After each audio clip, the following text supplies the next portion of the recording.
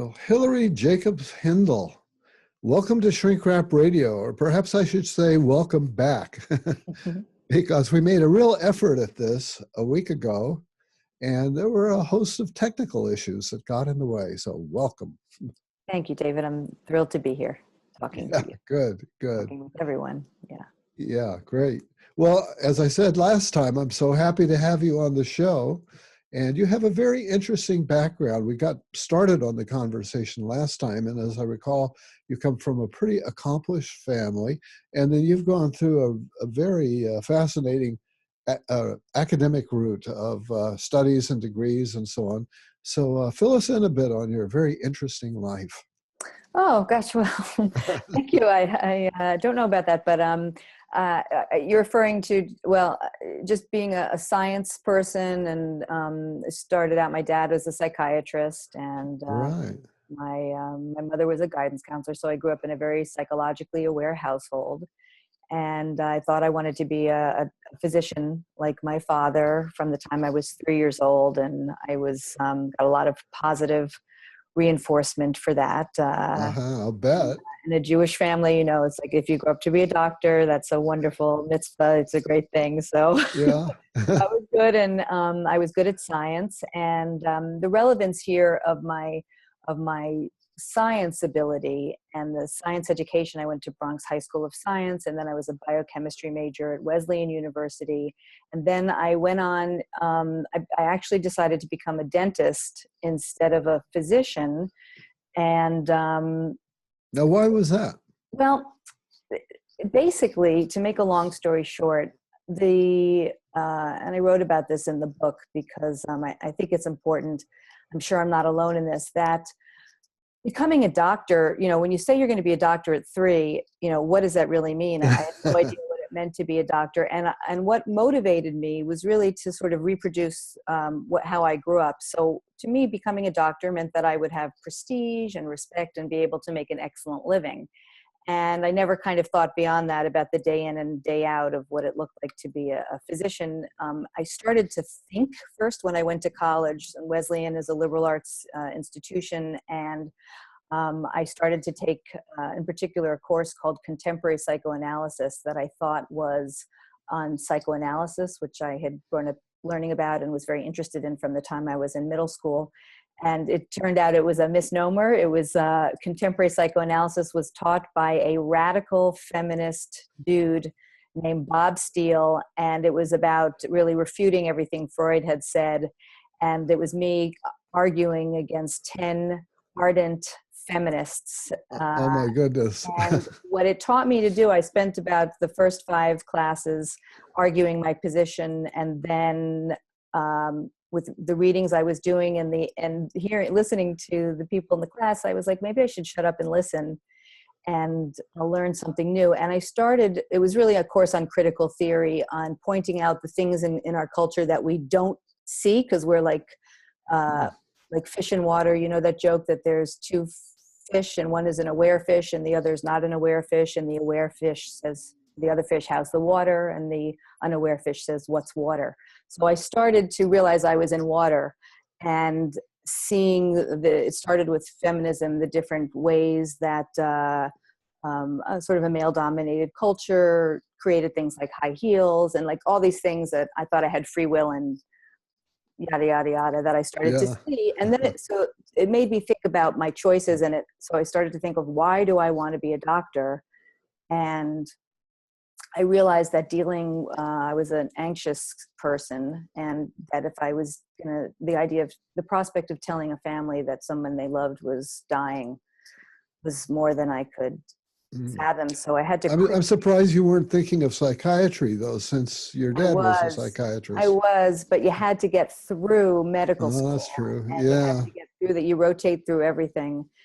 And I was just sort of chicken and young, and, you know, sort of a false sense of confidence in some ways, but really started to, for the first time, think and question my motives. And I realized I didn't know if I could take those type of really people being physically ill and dying. And so I quickly thought, well, what's the most like being a physician? But without the dying. And then I thought, well, dentist.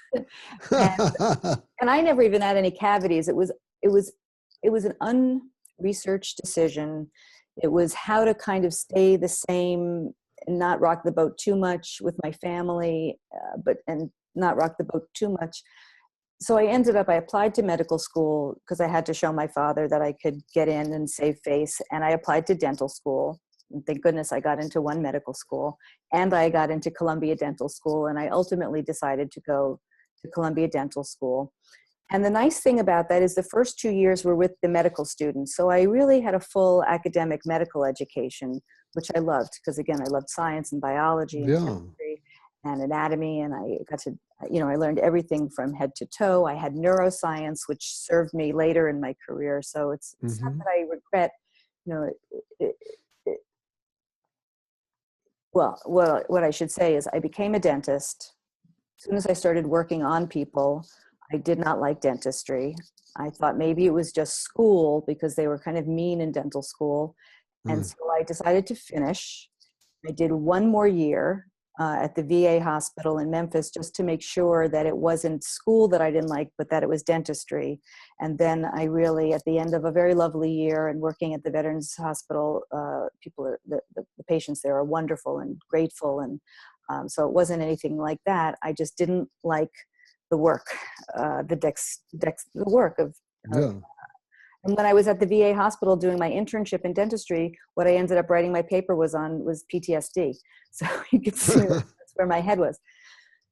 So that was all important. One, for the education, and two, the decision to leave dentistry was the first time I was a bad girl in my family, and I was really scared. And having survived bucking the status quo in that way and slowly figuring out who I was, kind of starting from ground zero, which took many, many years.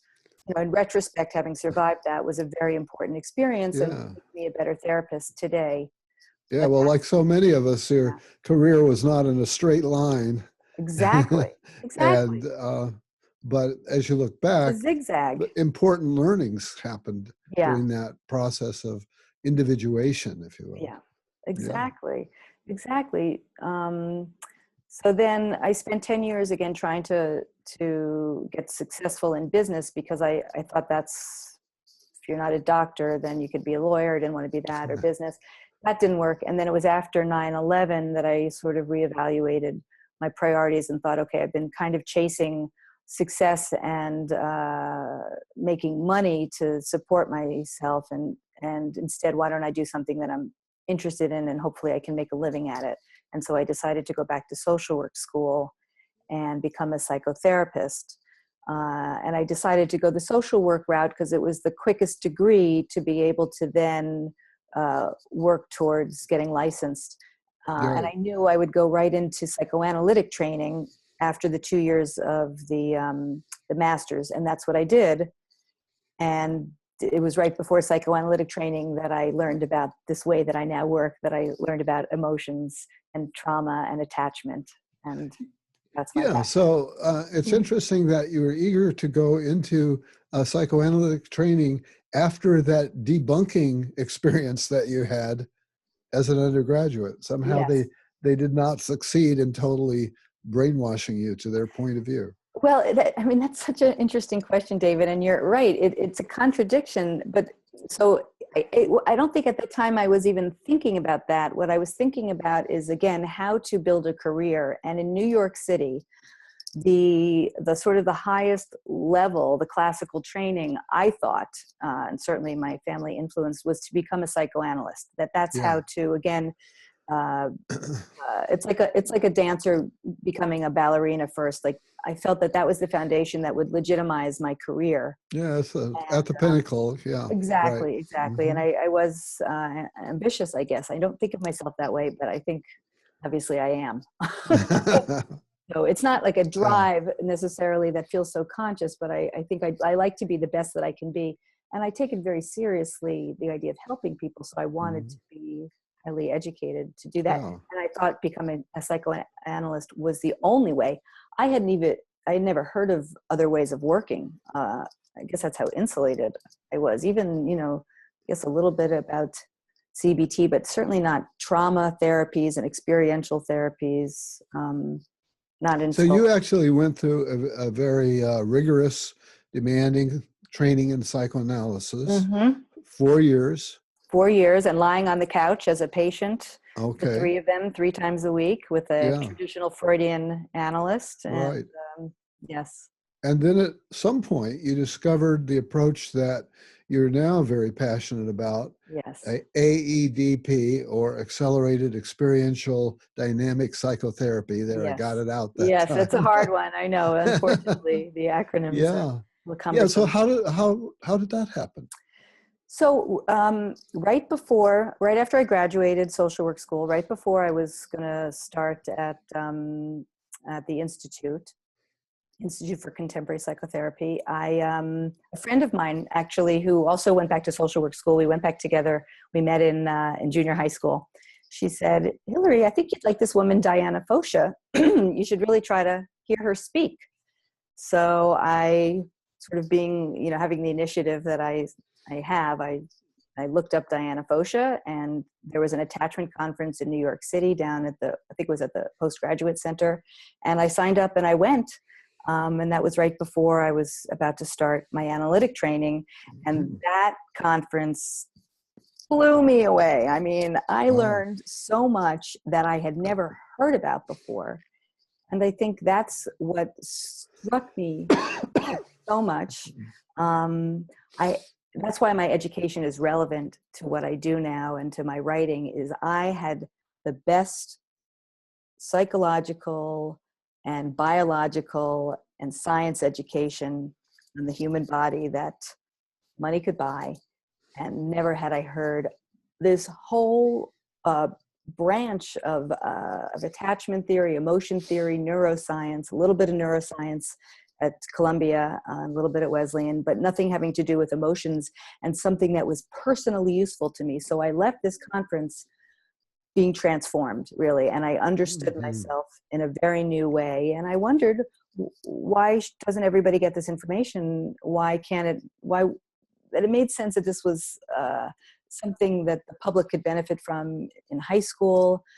We learned biology in high school. Why would we not learn some of these things that are actually useful on how to conduct ourselves, how to relate to ourselves, and how to relate to others? Yes. So right after that conference, I was like, okay, I have to learn more about this.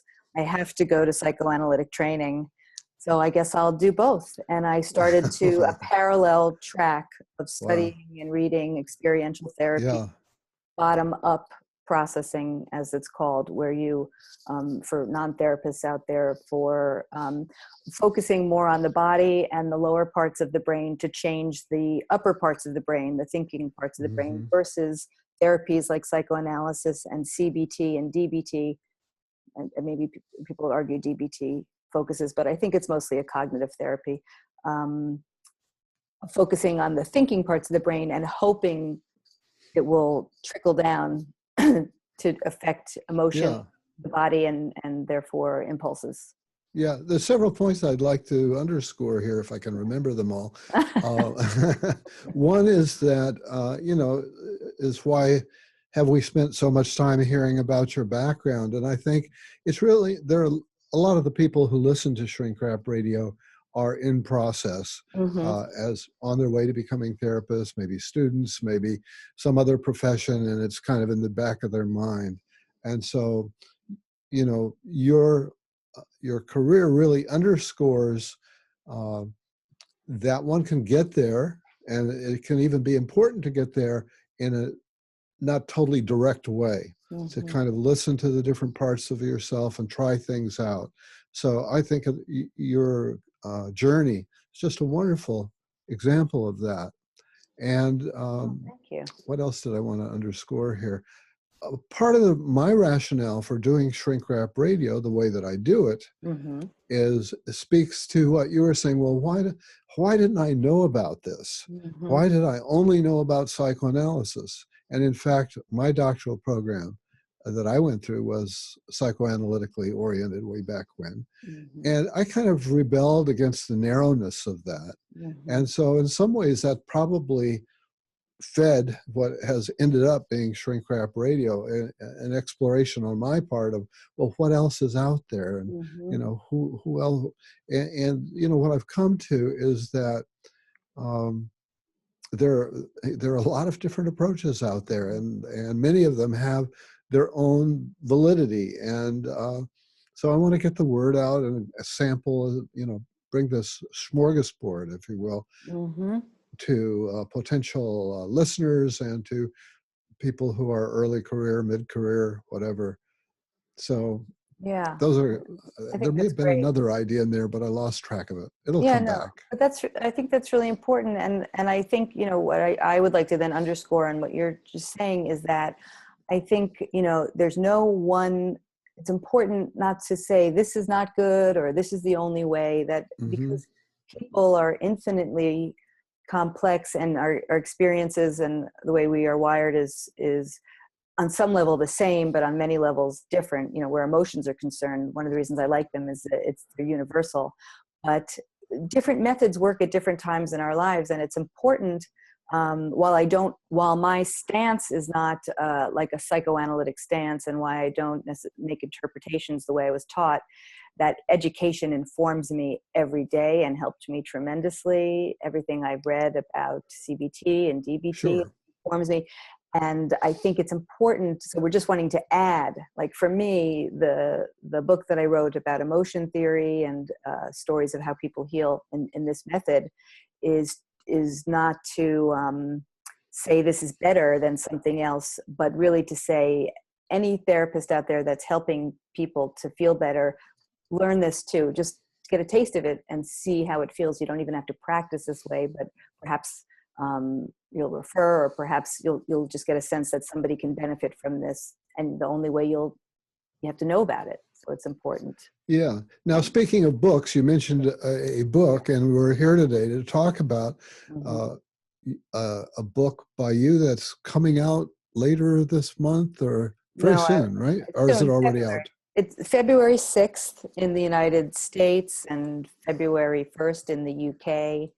And it's coming out in China and Taiwan and South Korea, all these cool places. How exciting. So, yeah. So this book is titled "It's Not Always Depression," which was the springboard for which was an article that you wrote for the New York Times. And I gather it must have sparked a lot of response to kind of fire you up to go on and take on the project of a book, which is not a small thing.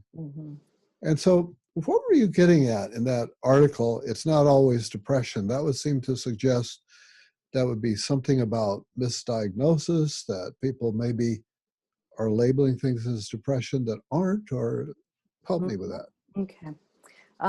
So I'm just going to sort of start with the punchline and then work backward which is that I think in our culture, depression and anxiety are rampant, and often people think that's the end of the story. I'm depressed. Okay. So now what can I do? I can take some medication to be undepressed. And there's some things, I can go for some therapy to get support. Same thing with anxiety. And what I guess, if there's anything to take away, is that I want people to know that's the beginning of the story, not the end of the story. So that there's a reason we are depressed, unless it's purely chemical. And I'm not sure anything is purely anything, that we're a combination of our genetics and our disposition, and largely our experience, because our brain wires based on our experiences, for better and for worse. So the article that I wrote, I felt I had something to say, because I worked with not one, but several people that had been diagnosed as depressed 20 years ago, and had every form of treatment for depression, and nothing worked. And they somehow found me, I guess, as an emotion. I think in my website, I talk about childhood trauma, and that must resonate. And the people that came were like, okay, that resonates.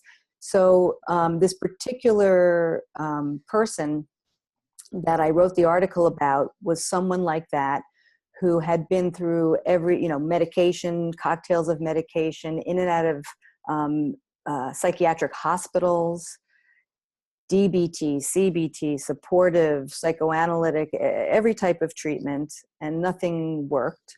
And I didn't want to, so I had common sense, which Babette Rothschild, I don't know if you've ever spoken to her, says above all, use common sense in psychotherapy, which I love. So my common sense told me, let's not repeat what's already been done.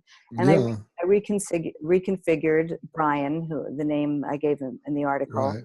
as someone who suffered childhood neglect and trauma, and was suffering as a result of being cut off from primary emotions and suffering shame, which I talk about as an inhibitory emotion and something that makes people sort of fold inward to themselves. And so in conceptualizing him this way, I treated him using AEDP, which is to help people get back in touch with their emotions. And then they start to become vital again. That the emotions are just the essence of who we are, how we feel alive and here.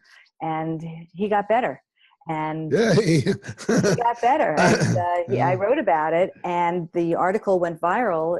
People resonated, and it makes sense that although I didn't expect that to happen, I didn't even expect the New York Times to publish it. I just kind of tossed it in, but I got lucky, and they did, and it went viral because these are universal phenomena. That's why in the book I nicknamed this tool that I'm teaching called the change triangle. And it sort of shows how we work our way back to core emotions, and then how you can, when you get in touch and go through your emotions, you get in touch with your authentic self, and then things really start to happen. And the article That was very intrepid of you to take this case on. I mean, what you were talking about common sense. Wouldn't common sense say, geez, a lot of other people have tried here. What makes me think I can do anything? I guess I like a challenge, and I like to help people. And I know a lot of people haven't had AEDP. And let's explode that a little bit. AEDP, accelerated. So in what sense is it accelerated? Does that mean it takes less time than other psychotherapies? Yeah. I think it does take less time. That if you just think again logically, I can't, I'm speaking now from a psychoanalytic perspective, that the person would come in and just talk, and there would be very little guidance. I was taught not to direct people. And people naturally move into protective states. They don't go to the hard places, because if they could go to hard places by themselves, there wouldn't be a profession of therapists. So if you just let people go, I think there's a balance of giving space to talk. But if you let people go, it just takes a long time. So you have to have a sense of where you're starting and where you want to go, where you want to end up, and some idea about how to get there. Yeah, and that's what this triangle is in a nutshell. It's where are we going? Well, when someone is sharing something, and I'm looking not only for what they're saying, not the words, which matter, but 80% of communication is nonverbal. So they say, there's some research on that, although some might dispute that. But it makes sense to me that we're reading tone, we are reading body language, we're reading facial expressions.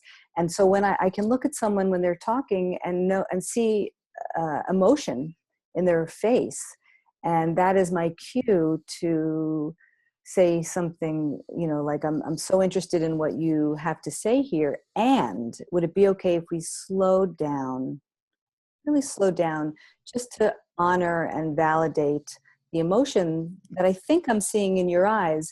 Are you aware of that? Most people would want to just keep moving and not focus on that. If you don't say anything, the clients, past. Yeah, they'll close. People will go because we're taught in our culture that we're really not supposed to lean into emotion. We're supposed to put it aside. And so that begins to get at the experiential part of the four letters, right? Yes. That you're saying, let's slow this down and really experience what's going on with you. Yes, exactly. So right here in the moment, instead of talking about, I had a feeling on Tuesday, here's the feeling right now. Let's make it safe and not Mm. shameful to be with that. And let's see what happens, that you'll probably feel a little bit better. And of course, everybody feels Well, that's a great invitation. I mean, just you're saying that, let's make it safe. That yeah, feels very, very nurturing. yeah, Yeah, yeah, I respond to that just hearing that, as a story. yeah. Aw, and me too, right? It's so Yeah. we're wired that way. It's Uh-huh. just again, in the way that humans are more alike than not alike. Yeah. Now it's interesting. The next word, AEDP, Mm-hmm. is dynamic, Mm-hmm. which really refers to going back to the psychoanalytic understanding of personality. It does. So It that wasn't a waste, because it turns out that the psychoanalytic conception of personality, I does. Hmm. think, is the most elaborated and pretty well established, I think. Yes, Yeah. absolutely. And there is nothing about my for me, psychoanalytic training that I feel was a waste. And Hmm. not only that, it's very helpful technique-wise when people are stuck in more defended states. And I don't mean that in a pejorative sense, because defenses are very smart. They're there for a reason. They're there to protect us. And sometimes it can take a long time to help, depending on how much they were hurt as children, to Yeah. help them let down their defenses. And the psychoanalytic way of thinking is very helpful about enactments and things like that, and setting boundaries for people that were abused in some way. The frame and the being connected but boundaried, very, very important. And I learned that I learned the connection part from AEDP and the boundaried part from my Hmm. psychoanalytic training. Hmm. uh, Hmm. so it was a great mix. And the history of analytic thought is a very interesting, I read the whole history of analytic thought. It's very uh, good stuff. Yeah, Yeah, yeah, it's yeah. very deep and rich. Yes, Yeah. yes, very rich. Yeah. So, yeah, so let's see, where do we want to go from here? One of the things that stood out for me in your account in the New York Times article was that Brian was so removed and, Mm-hmm. as you correctly perceived, actually frightened and Mm-hmm. removed and afraid to engage because of early childhood trauma. Mm-hmm. And it was very silent for long periods of time. And somehow you tossed him something, and a pillow or something. You Mm-hmm. kind of engaged him in playing ball in a way. Mm-hmm. I think you asked him, you said, how present are you right now? Mm-hmm. And he gave you a percentage, Mm-hmm. 25% or something Mm-hmm. like that. Yeah. Yeah, exactly. That before we can engage, even to feel safe and to know you're safe, you have to, the client has to show up in the room. And we all know that we can be present in a room and very easily escape Yeah, on yeah. multiple levels, right? The most extreme are dissociative states where you don't even know you're doing it. But we can tune out if you see, or, teenagers do it all the time, and just check out. It's like, I don't like this, so bye-bye. So Yeah, yeah. but the question helped him know, again, it brought it to attention that he wasn't there. And the idea was, well, let's see if we can help you be more present in a way that feels, again, safe and not so vulnerable and exposed, because there's a huge difference. Again, And after playing yeah, ball yeah, I for tossed a him a while, pillow. Yeah, it it brought him more into the room. And yeah, it's interesting that he could share that with you, to kind of rate his degree of presence. yes, yes. Yeah. But most people can do that. I have to apologize, but Yeah, I'm I so got a sorry. I know you're I getting got a over it. cold. Yeah. Yeah, yeah. I'm Um, protecting you from the germs. thank you. They might travel through the Cyberspace. wires. They talk about bugs in Yeah, computers. yeah, that's right. That's funny. That's true. Oh no, I feel okay. So yes, that he knew how present he was. And he also, people have one of the things in AEDP that I find so refreshing is it's a healing therapy. And again, in my upbringing, the word healing, if I was in California, it may be different, but um, I would have recoiled from the word healing. That was too touchy feely. Now Mm. I understand, like in medicine, if I had been a doctor, I would have been trying to heal illness. And we're trying to heal the brain, the ways the brain forms an experience that are hurtful and wounding. So the way that to help him heal, I was saying that AEDP is a healing-oriented therapy where you're really trying to do specific things. And one of them is to create a safe attachment, because a safe attachment is the foundation through which all other healing work happens, emotion work happens. And by tossing the ball, it was a way to play, which feels safe, and we could laugh, and it made him feel in connection to me in a way that goes way back, to our childhoods, of where you can play safely. Yeah. And then it brings on all this, in the way Steve Porges talks about the social engagement system. When you activate a certain, having to do with the vagus nerve, right? This is all the biophysiology of connection. But the idea here was to engage him in a way that felt good and connected, and that he would be able to show up a little bit more in a way that felt good, and start to build a new way of relating, a new neural network that wasn't based in trauma, but that was based in health. That he could. Interesting too that you were talking about nonverbal before, and this was a nonverbal kind of technique. And I realized that it was familiar to me. I didn't immediately make the connection, but having been in old folks' homes, and sometimes that's a way to establish a connection with somebody, or in mental hospitals with people who were extremely regressed or whatever, and tossing them a ball, people who seem to be catatonic would reflexively, their hands would go Yes. up, they catch the ball, Yes. throw it back, and then that begins to build a bridge. Yes. And in fact, Brian, the case that you share with us in the article, he had a pretty traumatizing experience as a child. Maybe you can take us through some of that. What are you remembering? I mean, I think I gave in the article a very broad brushstroke of emotional neglect, well-intentioned parents, some alcoholism in the family, but mostly benign neglect of a kid who must have, some people do well with, they don't need a lot of attention. They like the space.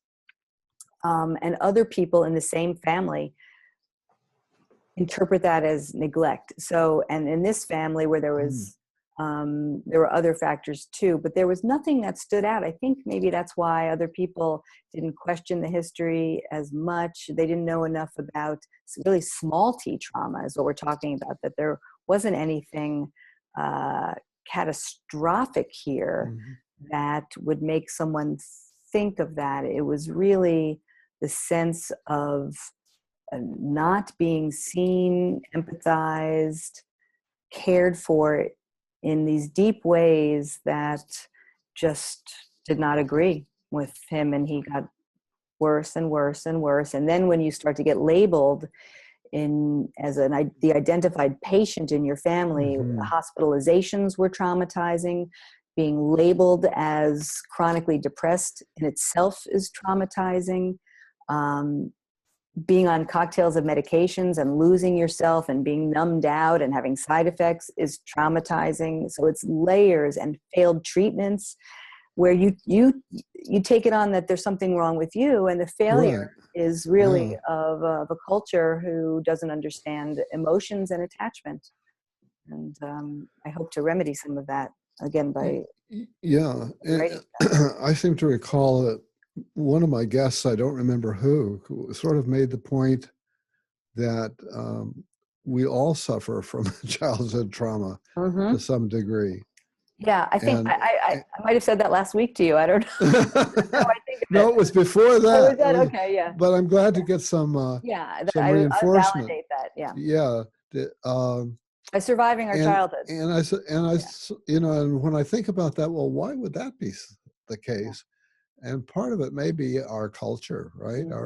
There's a lot of traumatizing stuff about growing up these days in this world. Yeah. There really is. Yeah. There really is. And and maybe the word trauma, it conjures up such, catastrophic ideas that some people may recoil. We don't even have to use the word trauma. We could call childhood adversity, like ACEs, adverse childhood events, about the ACEs sort of It philosophy. rings a Yeah. bell. Go ahead. Yeah. It's something I've just sort of recently learned about. They publish a lot of my writing, but it's adverse childhood events, so that they don't necessarily use the word small t trauma. They do. This is something, again, that is the culture at large does not know about. It's just beginning. Yeah. And it's important to know, whatever you want to call it, is that getting, whether you're different as a kid. So it could be that you're a different type of learner, or that you are a different type of sexual orientation, or your gender, or your color in the neighborhood you live with, or you moved a lot, or you struggle in school. Anything that makes you different from your parents. I'm thinking of Andrew book, Not Far from the Tree. Oh, yes. Did you read, like, the first 40 pages of that was so great about, like, how hard it is for parents when your children are not like you, and the tendency, because we're not, again, educated, is to make the kid gets the sense that there's something wrong with them, and that's in the internalized shame, or just getting through divorce, or getting through changes that raise anxiety, gets internalized, that I feel bad, so there must be something wrong with me, or being bullied, or having a mean teacher. I mean, there's an infinite number of ways. And then the culture at large has so many ideas of how we should be. And if we don't measure up to those shoulds, again, we internalize it. There's something wrong with us. And these are all myths that sort of have to be busted. I want to be a myth buster about emotions and trauma, and there's many, many ways to be. I think if we all understand it, that nobody's bad here. We just have to get along and understand each other. One of the highlights of your book is what you call the change triangle, or the inverted change triangle. Tell us about that, and how that, for example, applied in the case of Brian. Okay. So just really quickly, the triangle is not anything that I invented or came up with. In fact, nothing in the book is. I'm a messenger. Just maybe the stories are my own, from my own work, but I'm a messenger of academic information that I've taken from the academic literature and teachings, and took out all the jargon and made it interesting, like a page turner to read, and so that anybody could absorb from it, both psychotherapists and the general public. Well, that sort of book has been some of the most influential in the field and in the culture, because when they speak to the broader public, those ideas get disseminated. But go ahead. That's exactly right. And then the public can start to ask for these things. So, so the triangle was a concept that David Malin, who was a psychoanalyst in the 1970s, wrote about. It was an upside down triangle, and he called it the triangle of conflict. Then Diana Fosha, who was the developer of AEDP, adapted that triangle. She called it the triangle of experience. It's the same triangle. And I took that same triangle and nicknamed it for the public as a self-help tool, the change triangle, because to me, it's actually my good friend came up with the name because it's about change. It's about creating positive change. And so, and it's a universal, it applies to everybody, all over the world, different cultures, it's just a universal experience. And it basically just diagrams the relationship between, at the bottom of the triangle are these biological, hardwired core emotions that we're born with that are universal. And then such as sadness, fear, anger, disgust, joy, excitement, and sexual excitement. Now, people will there's debate about what are the core emotions. When I was making this, I got to decide as a self-help tool, because I'm the one that was creating this, what's the most useful out there in the world? So I use the emotions that are usable for self-help. It doesn't really matter.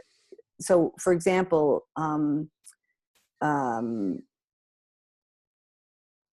some people call surprise. I think Antonio Damasio lists surprise, and other people, maybe Ekman, surprise as a core emotion.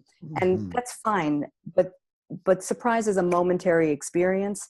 It doesn't really necessarily cause trauma. What might cause trauma is shock. But so I put the emotions down that, like sadness, fear, and anger, that cause, when they're blocked, sustaining problems. And so the idea is that we all want to get in touch with our core emotions. And in a way, the way I now define mental health and wellness in my work and for myself is, if I can teach someone to tolerate and experience the 7 core emotions and make use of them, they're in pretty good shape. But what happens is, when we're born, in order to become civilized and connect with our families and our cultures, we have to block our emotions to please others. And so we have these inhibitory emotions, which I talked about in the New York Times article, which are anxiety, guilt, and shame. And those will block our experience of ourselves. And another way to think of it that's useful is, core emotions are selfish. They're all about what's good for me. And inhibitory emotions are what's better for fitting in and getting along in my family and in my relationships. And because core emotions down here and inhibitory emotions on the upper right are physical experiences, and they don't feel good in the body. If you can see, I'm kind of going like this because they feel, they're painful at times.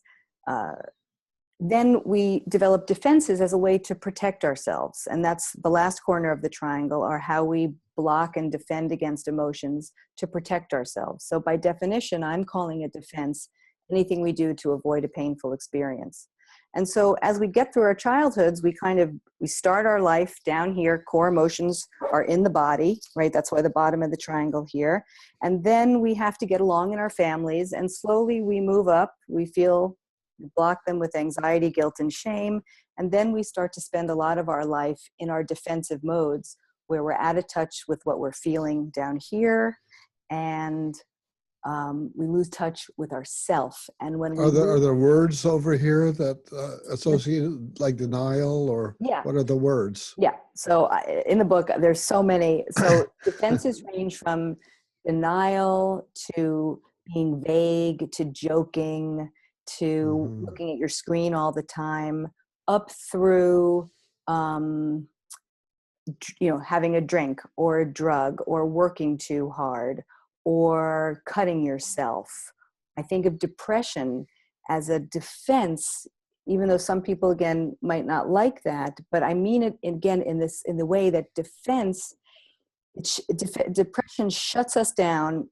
We're out of touch with our core emotions, precisely because the emotions, there was nowhere for them to go. They're too painful, and people need help feeling their feelings. And so Brian was in a shutdown, shame-based depression, and he defended himself by shutting down. That even though that was painful, it was at least familiar and kind of safe. And I've had other patients talk about the safety of their depression. They're kind of down in a well in their own hole, and even though it's miserable, it's the idea of coming out into the world is just terrifying. And so it's sort of the lesser of the two evils. Obsessions, compulsions, again, by definition, and the audience out there, and you could, I would encourage you, what's your own list of the defenses that you've seen in your friends, family, and if you can be very brave, in yourself. Sort of a lot easier to see it in other people. Always easier to see it in ourselves. And that's intellectualizing is a defense. So again, it runs the gamut. There's an infinite number of ways to, eating disorders, avoidance of any kind. You get the point, right? Yeah. And in the book, I tell all these stories, and we take you through the triangles. I list different defenses and whatnot. for about Now, 7. you described this as a self-help book. Mm-hmm. Given the tendency that you noted earlier that Mm-hmm. we tend to avoid the painful places, Mm-hmm. and that part of the therapist's job is to challenge us to move into those places that we would rather not go to. Mm-hmm. Where does a self-help book fit into that? If Great right, question. like, I'm is with you. that possible even? Yeah, I'm Yeah. totally with you. Okay. So two things: that the the intellectual education, what people will learn by what I share, will be news to many, many, many people, and it'll be validating. It's going to help to get rid of stigma. Like in our culture, just the idea that emotions are involuntary biological responses that we can't control is news, because I was raised, and I thought, it wasn't directly told to me, but I thought that I was supposed to control my emotions. So when people say to other people, get over it, or, stop it, like stop indulging yourself, it's just, it's not reasonable. It's just not true. It's a myth that we cannot stop emotions from firing in the brain. We have our 5 senses, right? Our sight, our hearing, touch, smell, taste, what we see, and these come into our brain, and based on how we perceive the environment as safe or as pleasurable, it's going to fire an emotion in the middle of our brain. It's going to go down into our body to elicit a whole host of physiological bodily reactions that ready us for action. This is how we evolved over hundreds of thousands of years to be able to survive as a species, so that the survival of these emotions are critical, and they happen. And it's only after they're happening that the information goes up to our thinking brain, our cerebral cortex, and that this is the work of Bud Craig and others, that we know now we can say, okay, I'm having this experience of sadness. But there's no way to prevent, if there's a loss to you personally, you're going to feel sad. If somebody pokes you or threatens you, it's going to elicit anger and fear. If somebody is toxic, you're going to have a disgust reaction. And disgust probably was one of the earliest emotions, happened so that we wouldn't eat poisonous berries and poisonous food. So it's there, it's very primitive, and yet we have these same reactions in modern life. And it's more complicated in modern life because we might be frightened and our adaptive action is to run. And yet in modern life, let's say public speaking, we can't run. We have to be courageous and deal with our fear. So the change triangle is it's a prescription. It's one in education, because I believe psychoeducation really does help.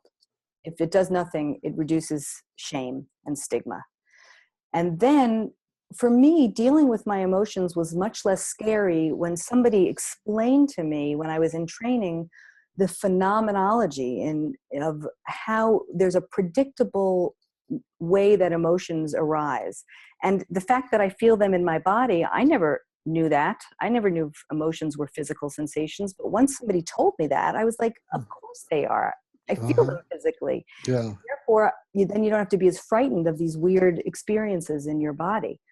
So there's many, many things that just the intellectual learning of this information will do for people. Yeah. So I'm recalling from our previous discussion that we ended up not putting out there, that you spent a lot of time with Brian. Mm-hmm. It said about 1.5 years doing, quote, psychoeducation. Mm-hmm. Kind of normalizing the things that he was experiencing and putting it into a cognitive framework. And so I understand that that's an important part of how you work, and that the book is getting people along that part of it. It's helping them to start on the path that may eventually take them to a therapist. Exactly, to sort of get on board. And I explain how people change, neuroplasticity. I explain trauma. I explain emotions. I talk a little bit about anxiety, guilt, and shame. Again, all from an intellectual perspective. Yeah. And then I pepper it with stories that show how verbatim how I work the change triangle with people in session. And Good. I think they're going to have an experience. You readers out there you will not be the same person after you read the book as you were before. I don't think it's possible, because you're going to have a left brain, right brain, 1-2 punch. And then there's also exercises, I call them experiments, so that you can work this. So there's no question that if you've got trauma, you're going to get stuck at any particular place in the triangle, but you'll know what's to be done next. So you can either get that help from a therapist, but I also believe, in my wildest fantasies, people can read this book together. It talks about attachment. Also, that's another sort of intellectual chapter, but again, no jargon. So I don't want it to scare anyone. I imagine change triangle peer groups, or I even researched, there's something called Emotions Anonymous. Like, I think you can put together groups where people can read the book and then work the change triangle together. I think partners, romantic, intimate partners or friends, can read the book together and do this themselves. I think there is a lot people can do on their own. And when they get stuck, they'll know that this type of therapy exists.